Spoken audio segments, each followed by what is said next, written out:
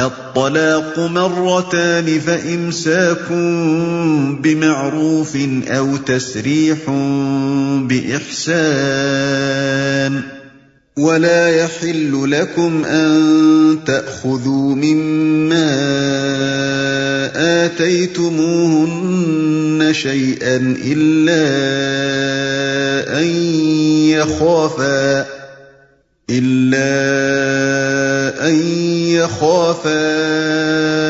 ألا يقيما حدود الله فإن خفتم ألا يقيما حدود الله فلا جناح عليهما فيما افتدت به تلك حدود الله فلا تعتدوها ومن يتعد حدود الله فأولئك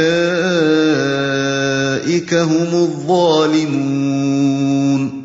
طلاق 2 بار ہے، پھر یا تو سیدھی طرح عورت کو روک لیا جائے یا بھلے طریقے سے اس کو رخصت کر دیا جائے، اور رخصت کرتے ہوئے ایسا کرنا تمہارے لیے جائز نہیں ہے کہ جو کچھ تم انہیں دے چکے ہو اس میں سے کچھ واپس لے لو۔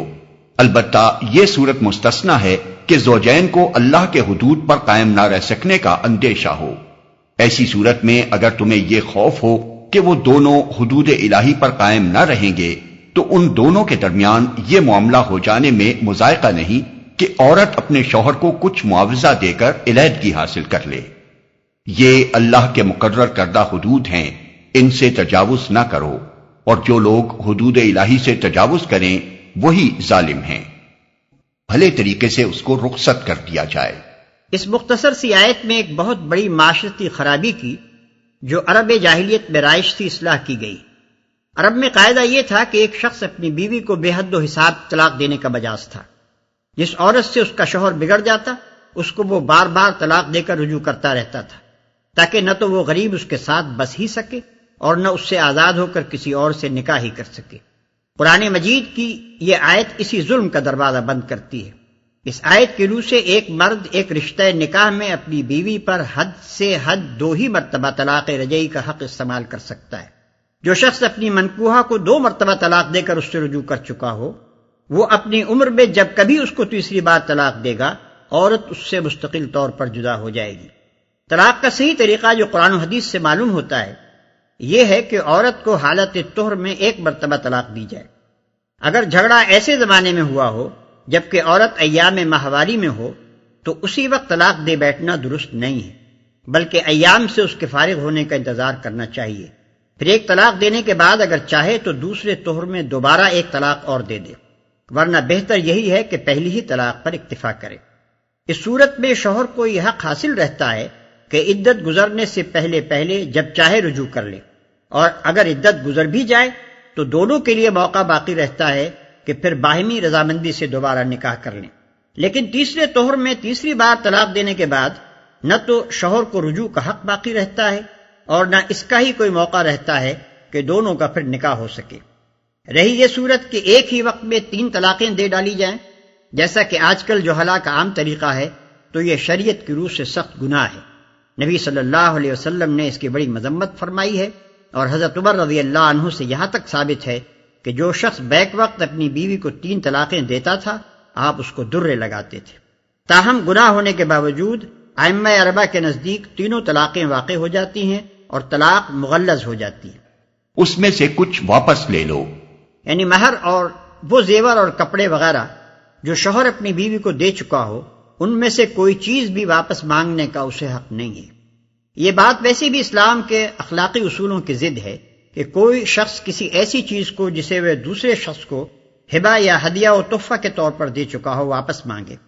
اس ذلیل حرکت کو حدیث میں اس کتے کے فعل سے تشبیہ دی گئی ہے جو اپنی ہی قے کو خود چاٹ لے، مگر خصوصیت کے ساتھ ایک شوہر کے لیے تو یہ بہت ہی شرمناک ہے کہ وہ طلاق دے کر رخصت کرتے وقت اپنی بیوی سے وہ سب کچھ رکھوا لینا چاہے جو اس نے کبھی اسے خود دیا تھا۔ اس کے برعکس اسلام نے یہ اخلاق سکھائے ہیں کہ آدمی جس عورت کو طلاق دے اسے رخصت کرتے وقت کچھ نہ کچھ دے کر رخصت کرے، جیسا کہ آگے آیت 241 میں ارشاد فرمایا گیا ہے۔ عورت اپنے شوہر کو کچھ معاوضہ دے کر علیحدگی حاصل کر لے۔ شریعت کی اصطلاح میں اسے خلا کہتے ہیں، یعنی ایک عورت کا اپنے شوہر کو کچھ دے دلا کر اس سے طلاق حاصل کرنا۔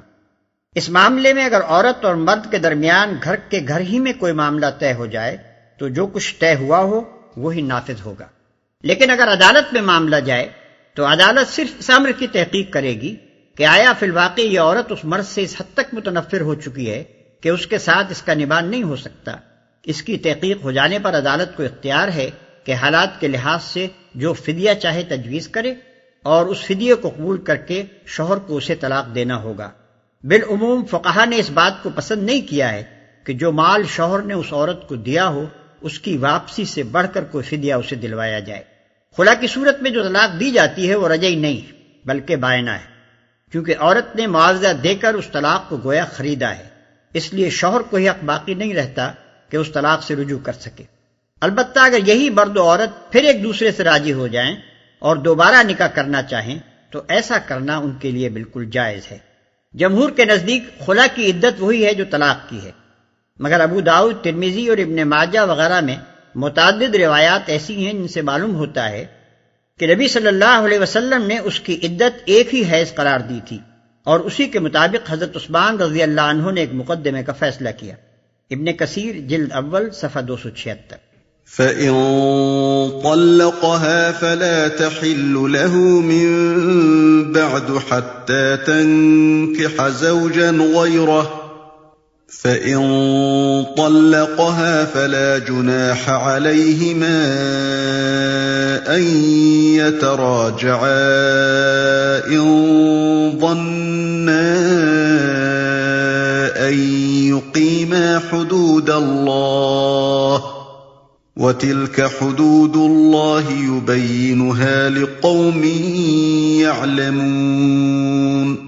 پھر اگر 2 بار طلاق دینے کے بعد شوہر نے عورت کو تیسری بار طلاق دے دی تو وہ عورت پھر اس کے لیے حلال نہ ہوگی، الا یہ کہ اس کا نکاح کسی دوسرے شخص سے ہو اور وہ اسے طلاق دے دے۔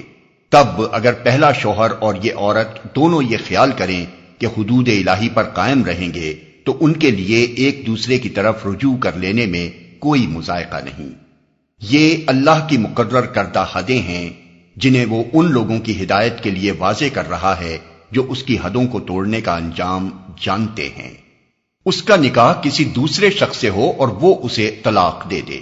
احادیث صحیحہ سے معلوم ہوتا ہے کہ اگر کوئی شخص محض اپنی مطلقہ بیوی کو اپنے لیے حلال کرنے کی خاطر کسی سے سازش کے طور پر اس کا نکاح کرائے اور پہلے سے یہ طے کرے کہ وہ نکاح کے بعد اسے طلاق دے دے گا تو یہ سراسر ایک ناجائز فعل ہے۔ ایسا نکاح نہ ہوگا بلکہ محض ایک بدکاری ہوگی، اور ایسے سازشی نکاح و طلاق سے عورت ہرگز اپنے سابق شوہر کے لیے حلال نہ ہوگی۔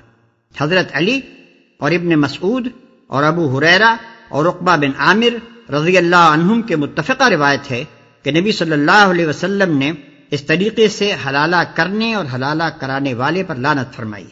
وَإِذَا طَلَّقْتُمُ النِّسَاءَ فَبَلَغْنَ أَجَلَهُنَّ فَأَمْسِكُوهُنَّ بِمَعْرُوفٍ أَوْ سَرِّحُوهُنَّ بِمَعْرُوفٍ وَلَا تُمْسِكُوهُنَّ ضِرَارًا لِتَعْتَدُوا وَمَن يَفْعَلْ ذَلِكَ فَقَدْ ظَلَمَ نَفْسَهُ وَلَا تَتَّخِذُوا آيَاتِ اللَّهِ هُزُوًا وَاذْكُرُوا نِعْمَةَ اللَّهِ عَلَيْكُمْ وَمَا أَنزَلَ عَلَيْكُمْ مِنَ الْكِتَابِ وَالْحِكْمَةِ يَعِظُكُمْ بِهِ وَاتَّقُوا اللَّهَ وَاعْلَمُوا أَنَّ اللَّهَ بِكُلِّ شَيْءٍ عَلِيمٌ۔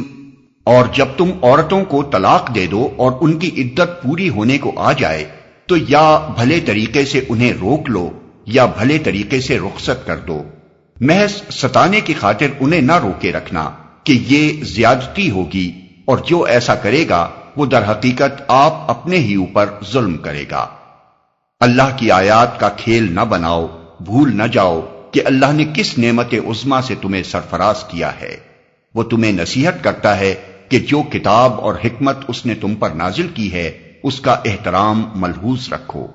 اللہ سے ڈرو اور خوب جان لو کہ اللہ کو ہر بات کی خبر ہے۔ اور جو ایسا کرے گا وہ در حقیقت آپ اپنے ہی اوپر ظلم کرے گا۔ یعنی ایسا کرنا درست نہیں ہے کہ ایک شخص اپنی بیوی کو طلاق دے اور عدت گزرنے سے پہلے محض اس لیے رجوع کرے کہ اسے پھر ستانے اور دق کرنے کا موقع ہاتھ آ جائے۔ اللہ تعالیٰ ہدایت فرماتا ہے کہ رجوع کرتے ہو تو اس نیت سے کرو کہ اب اس نے سلوک سے رہنا ہے، ورنہ بہتر یہی ہے کہ شریفانہ طریقے سے رخصت کر دو۔ وہ تمہیں نصیحت کرتا ہے کہ جو کتاب اور حکمت اس نے تم پر نازل کی ہے اس کا احترام ملحوظ رکھو، یعنی اس حقیقت کو فراموش نہ کر دو کہ اللہ نے تمہیں کتاب اور حکمت کی تعلیم دے کر دنیا کی رہنمائی کے عظیم الشان منصب پر مامور کیا ہے۔ تم امت وسط بنائے گئے ہو، تمہیں نیکی اور راستی کا گواہ بنا کر کھڑا کیا گیا ہے۔ تمہارا یہ کام نہیں ہے کہ ہیلا بازیوں سے آیات الہی کا کھیل بناؤ، قانون کے الفاظ سے روح قانون کے خلاف ناجائز فائدے اٹھاؤ، اور دنیا کو راہ راست دکھانے کے بجائے خود اپنے گھروں میں ظالم اور بدراہ بن کر رہو۔